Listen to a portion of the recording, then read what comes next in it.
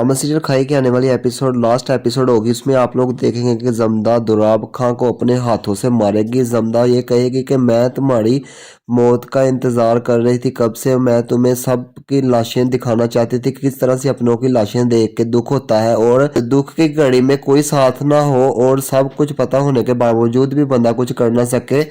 इस तरह मैं तुमको मारना चाहती थी। अब तुझे सब कुछ मैंने बता दिया कि मैंने किस तरह तुम्हारे पूरे खानदान को मारा और ख़त्म कर दिया, कत्ल कर दिया। किस तरह से तूने मेरे घर वालों को मेरी आंखों के सामने मारा, इसी तरह से मैंने तुम्हारे घर वालों को तुम्हारी आंखों के सामने कत्ल कर दिया। फिर ये सारा कुछ बताने के बाद बोलेगी कि अब तुझको और चिनार खां को मैं अपने हाथों से मारूंगी। तो इस तरह से जमदा दुराब खां का गला दबा देगी और वो कुछ नहीं कर सकेगा। इस तरह से दुराब खां को मारने के बाद वो चिनार खां को मारने की तरफ भागेगी। फिर वो चिनार खां को भी खंजर मारेगी पेट में और चिनार खां को भी मार देगी और मारने के बाद उसके खंजर वाली जगह पे पकड़ के उसके जख्म को ऐसे खींचेगी और बोलेगी, देखा पहले अपनों को मरते हुए देखा जाए तो किस तरह से दर्द होता है, उसके बाद अपनी मौत को अपने सामने रखो और सोचो कि अब कैसा फील हो रहा है। तुम्हारा दुश्मन तुम्हारे सामने खड़ा है और जो कि पूरे खानदान को ख़त्म कर चुका है।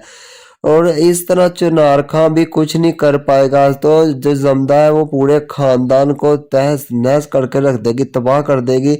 जमदा फिर बोलेगी कि किस तरह से मैंने तुम्हारे सारे खानदान के मर्द को गिन गिन के चुन चुन के मारा है, तुम्हें पता भी नहीं चला। तुम्हारे दरमियान सारी साजिशें रचती रही, तुम्हारे घर में रहकर तुम्हारे घर वालों को मैंने मार दिया।